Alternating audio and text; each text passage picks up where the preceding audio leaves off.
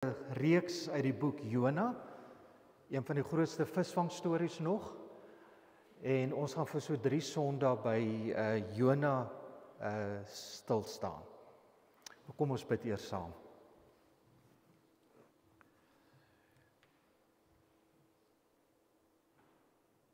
Here, die verhaal van Jona is in 'n baie anderse tyd geskryf, vir mense wat anders gelyk het, ander taal gepraat het, in 'n hele ander tyd gelewe het. Maar dankie dat daai woorde ook nog vandag vir ons beskikbaar is, dat ons dit vandag in Afrikaans kan hoor, hier in 2025 in Filippolis, en nou bid ons vir die wonderwerk, dat 'n storie van lank gelede ook vir oggend vir ons nuwe betekenis sal kry, dat dit vir ons wysheid sal bring, insig sal bring ook oor ons lewe hier vandag. So kom breek U nou U woord vir ons. Ons bid dit in Jesus naam. Amen. Jona 1, ons gaan net doodgewoon van vers 1 af. Ek gaan hom nie eers nou lees vir julle nie, want ek wil nou nie dit lees en dan begin ons weer by vers 1 oorvertel nie. So ek gaan hom so vers vir vers Jona 1 met julle begin deurgesels. Ek beplan om voor middagete klaar te maak. Ons het daarom die hele hoofstuk, 4 hoofstukke doen nie. Ons gaan net so by die eerste hoofstuk en ook nie by al 17 verse nie. Ons gaan maar net by die meeste van hulle stil staan. Maar wees rustig, ons sal betyds klaar wees, want ek moet 11 uur in Bergmanshoogte wees, so daar is 'n afsnypunt. Moenie paniekerig raak as so stadig aan julle dink, hy's nou eers by vers 3 nie. Byt vas. Goed, Jona 1. Die woord van die Here tot die seun van Amittai gekom.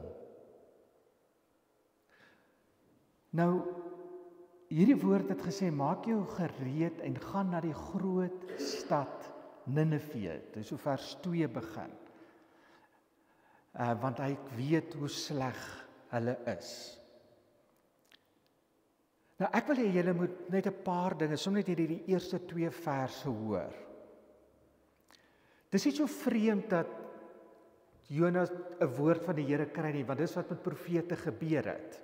Die woord het na hulle toe gekom wat hulle na mense toe moes gevat het. Maar wat vreemd is, eintlik skokkend, is iets wat nog nooit gebeur het nie. Profete het nog altyd net na hulle eie mense toe gegaan, tot op daai stadium.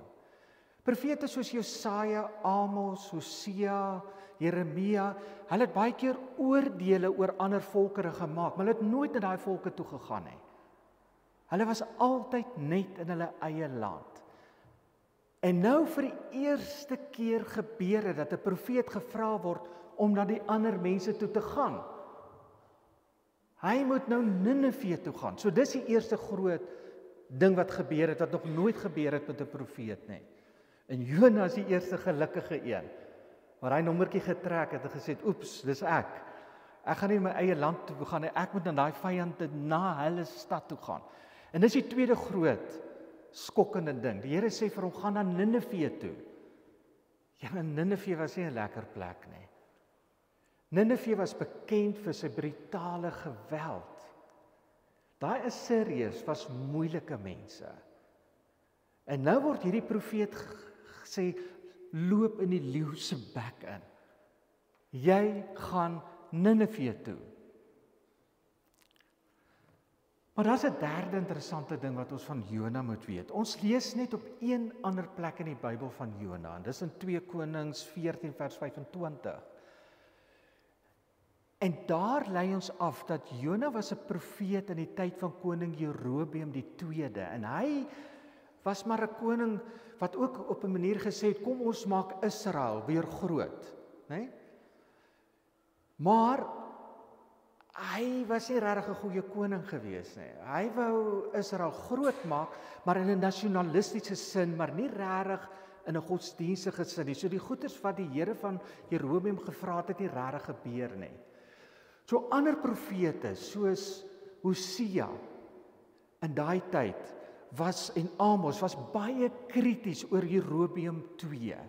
Hulle het gesê Jerobeam doen nie wat die Here sê hy moet doen nie, maar Jona het gesê Jerobeam 2 is 'n goeie koning.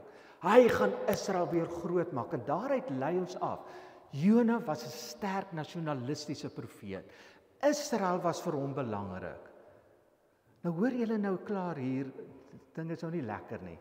Van al die profete wat die liefste was vir sy eie land, wat gesê het Israel eerste, hy word gesê gaan Ninive toe, gaan na die ander toe.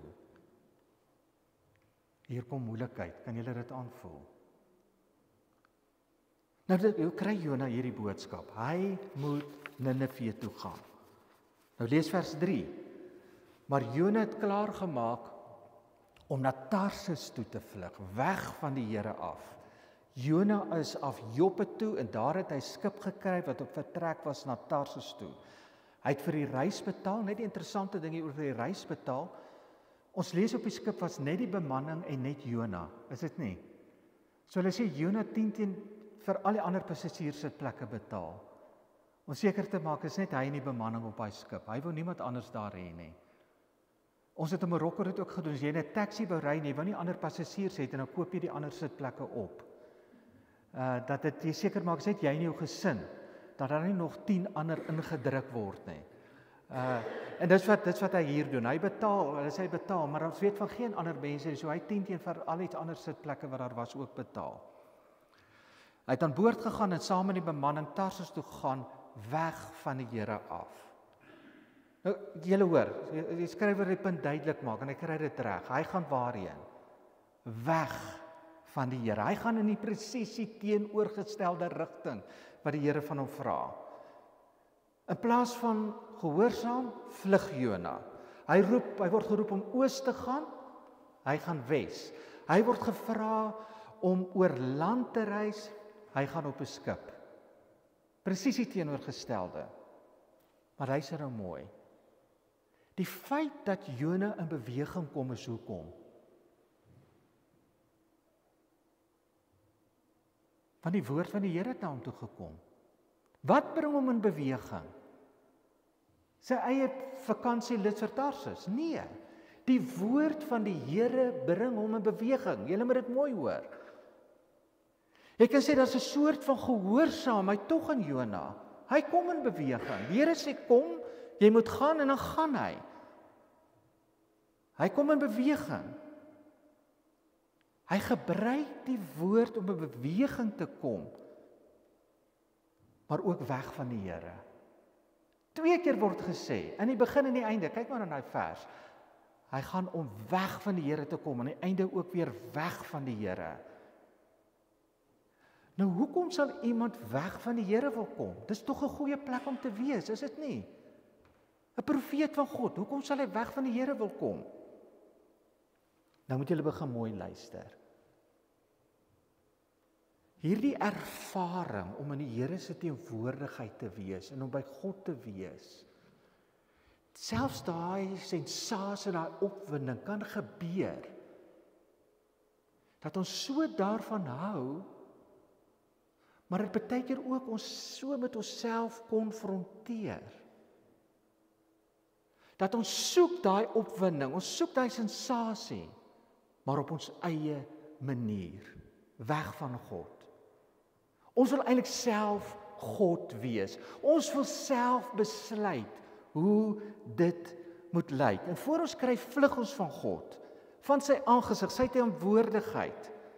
Maar ons probeer tog ook 'n ervaring skep van godsdiens, maar sonder God. En dan begin ons ruimte skep, waar dit klink soos God en dit lyk soos God, maar God lyk al hoe meer soos ons. Hy hou van waarvan ons hou, hy doen waarvan ons hou, hy stem met alles saam waarmee ons saamstem. En God is eintlik altyd aan ons kant. So jy kan 'n ruimte skep, jy kan in beweging kom, selfs sê God bring my beweging, maar hy's nie meer in sy teenwoordigheid nie. Jy skep 'n ruimte om God te dien, soos dit jou pas. Het jy al gewonder hoe vlug hy Tarsus toe? Eenvoudige antwoord, Tarsus was baie meer aangenaam en makliker as Ninive. Soos ek nou gesê het, Ninive was 'n geskiedenis van brutaliteit. Ninive was, as jy 'n profeet soontoe gaan, gaan die 10 teen dood gemaak word. En Tarsus, ons lees in 1 Konings 10 vers 22, Tarsus is die plek waar Salomo goud en silwer en ivoor van gekry het. Tarsus is 'n plek vir sukses. As 'n profeet van die Here wil sukses behaal, gaan jy Tarsus toe, nie Ninive toe nie. Tarsus is soveel meer aanlokliker. Dit het soveel meer om te bied. Dit is soveel makliker. So sien jy wat gebeur hier met Jona? Die Here kom. Ons weet, ons moet reageer. Sy stem praat. Maar wanneer ons beweging kom, wil ons eie bestemming kies. Ons wil kerk wees soos waarmee ons tevrede is en waarmee ons gemaklik is, waarvan ons hou, soos ek dit wil hê, soos ons dit wil hê. Ons sal selfs Tarsus toe gaan, maar om hemelsnaam net nie Ninive toe nie. Want in Tarsus kan ons alles kry. Ons kan gemaklik wees. Ons ken dit. Dit werk soos ons dit wil hê. Maar dit is sonder die gesig, die aangesig van die Here. En so kan dit gebeur dat ons saam met Jona hardloop. Maar hierdie verhaal herinner ons dat die profeet van die Here nie op 'n skip na Tarsus hoort nie. 'n Gemeente hoort nie op die skip van godsdiens nie. En daarom kan God Jona nie los nie en hy stuur 'n storm, vers 4. Maar die Here het 'n kwaai storm oor die see laat kom. Daar was 'n baie sterk wind op die see en die skip wou uitmekaar uitbreek. Nou oor die storm sou ons lank kon praat, maar vir 'n oomblik net dit. Soms moet ons tot stilstand gebring word. Ons kan nie bly weghardloop op die pad van godsdiens en waar ons God wil dien op ons eie voorwaardes en gemak nie. En daarom kom die storm. Vir profete wat weghardloop, vir gemeentes wat hardloop. En nou is dit so interessant om te sien wat in die storm gebeur, vers 5. Die matrose het bang geword en elkeen het tot sy God om hulp geroep. Hulle het die vrag van die skip in die see gegooi en die skip ligter te maak, maar Jona was onder in die skip waarin hy afgegaan het om te gaan slaap. Hy het vasgeslaap. So wanneer die storm kom, wat doen die matrose? Wel, hulle is bang. En vir 'n matroos om bang te wees, moet jy weet, dit is dan 'n sekere storm. Daar staan eintlik letterlik die Here te wind op die see gegooi. So terwyl die matrose in vrees op die dek besig is om alles in hulle vermoë te doen om seker te maak hierdie skip nie sink nie, wat doen die profeet van die Here? Wat doen Jona? Hy lê lekker onder in die boot en slaap. Ken jy dit? Daai gevoel wanneer die storm kom, wanneer die Here eintlik juis jou aandag wil trek, dan trek jy net die kombers oor jou kop. Jy wil net weghardloop, jy wil net wegkom, jy wil net die goeters in die oë kyk nie. Presies wat Jona doen. En terwyl Jona wegkruip van sy eie probleme onder in die skip, is die heidense matrose besig om te probeer om die skip op die water te hou.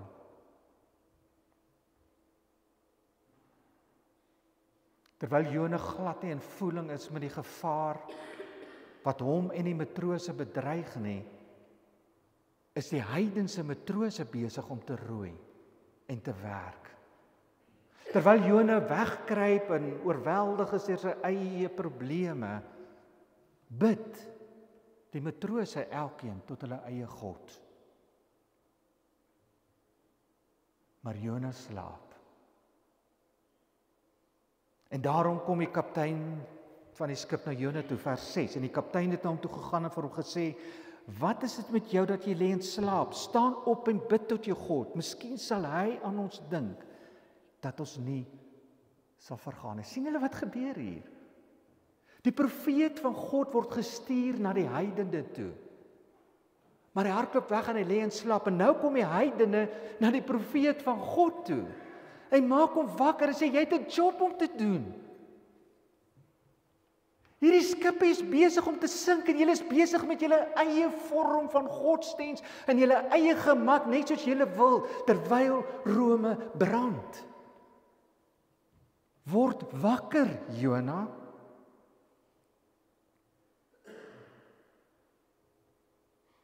Kan dit wees, liewe gemeente van Filippolis, dat ons ook hier in ons eie land, in ons eie wêreld, selfs soms in ons eie dorp, 'n storm beleef. En dit ook soms nodig is dat ons uit ons godsdiens wakker geskit moet word om in aksie te kom.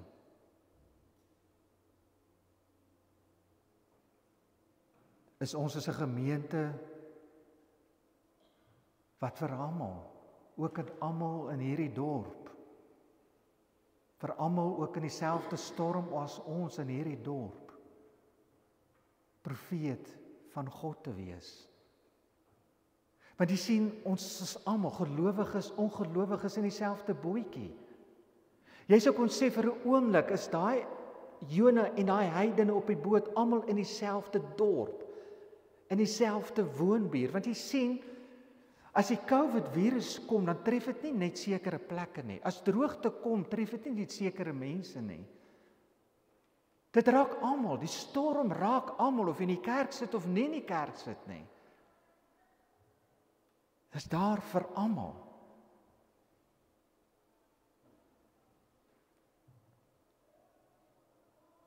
Maar die kaptein, die heidense kaptein, moet die profeet van God kom wakker maak om in aksie te kom. Vers 7. Toe sê die manne vir mekaar, kom ons trek loetjies sodat ons kan uitvind oor wie hierdie ramp ons tref. Hulle het loetjies getrek en Jona is aangewys.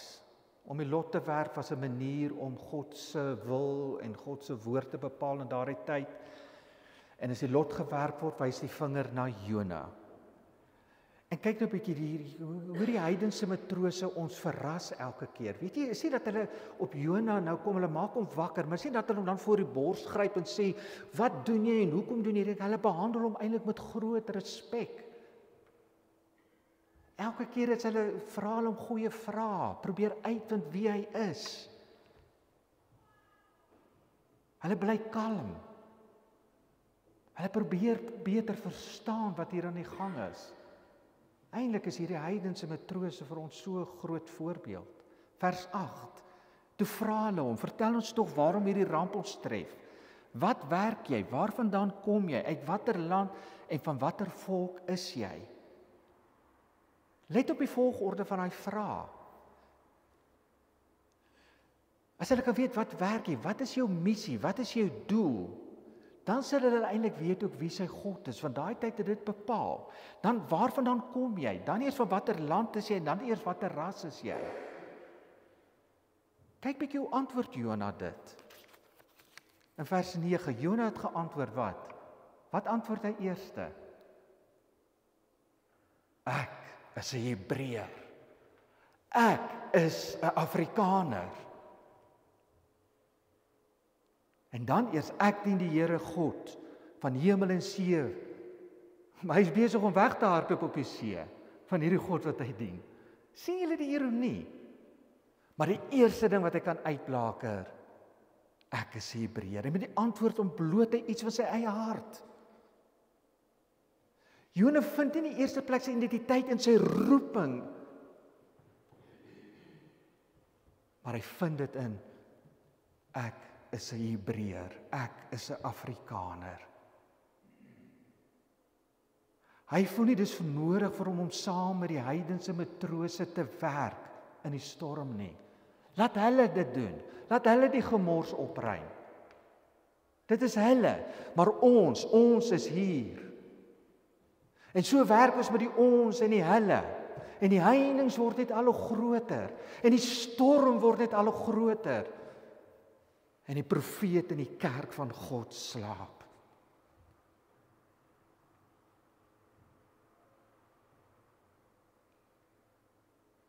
Uiteindelik besef die matrose dat Jona die oorsaak van die storm is. En nou wil hulle by Jona hoor wat moet hulle doen. Hoor net weer, die beleefdheid teenoor Jona. Die manier hulle hom hanteer. Wat kan hulle doen sodat die storm oorleef kan word? En wat antwoord Jona, vers 12? Jona het hulle geantwoord, vat my en gooi my in die see, dan sal dit kalm word rondom julle, want ek weet dit is oor my dat hierdie groot storm rondom julle woed.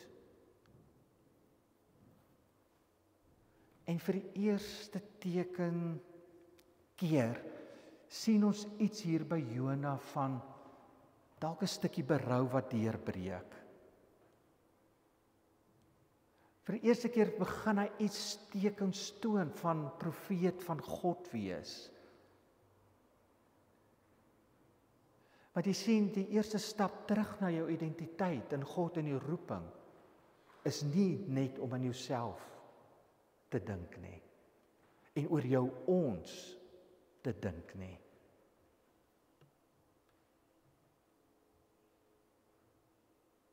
Wanneer Jona sê dat hulle hom oorboord moet gooi, sê hy, julle is bereid om vir my te veg, om hierdie boot vir my ook deur die storm te kry. Julle is bereid om dit tot die dood te doen, selfs al lê ek in slaap. So is julle bereid om vir my te werk. Maar eintlik is ek die een wat moet sterf, sê Jona. Ek is die een wat die storm oor julle gebring het. Gooi my in die see. Die storm, die kaptein, die heidense matrose maak iets in Jona wakker. Die beginsel dat eers wanneer jy jouself verander gegee het, kan jy eintlik eers weer jou lewe terugkry. Hoe kry jy jou identiteit in jou lewe terug? Deur dit vir iets anders te gee. Eers wanneer die koringkorrel sterf, het Jesus gesê, kan daar vrug wees, is dit nie? En het Jesus dit nie ook vir ons kom wys nie? Opstanding, nuwe lewe kom na sterwe. Dit is die pad uit die storm uit. Ook die storm van vandag. En daarom is die enigste vraag hier uit die einde van hoofstuk 1, wat vir ons as Philippolis gemeente oorbly is ons as gemeente bereid, ook in ons eie storms, in ons eie dorp, in ons eie land, bereid om onsself neer te lê, om onsself te gee, ook vir hulle.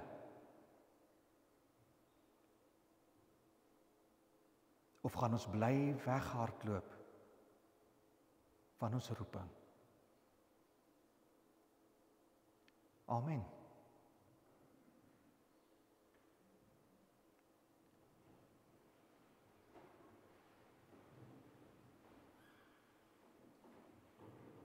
Here, U roep altyd, en dankie dat daar altyd kerke in beweging is. Maar Here, kom ons soek ook ons as Philippolis gemeente, my hart, elke kerkraadslid, elke gemeentelid se hart, of ons hardloop na Tarsus, en of ons bereid is vir Ninive. Of ons 'n gemeente bou wat vir onsself gerieflik gemaklik is, en of ons 'n gemeente is wat bereid is om onsself neer te lê, ook vir ander, vir hulle, vir Ninive.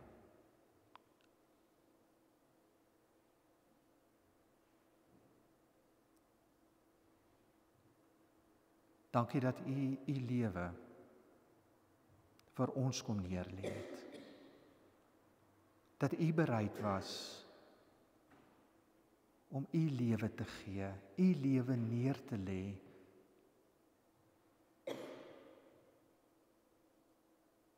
Mag ons aan daardie voorbeeld volg. Wees ons genadig. Amen.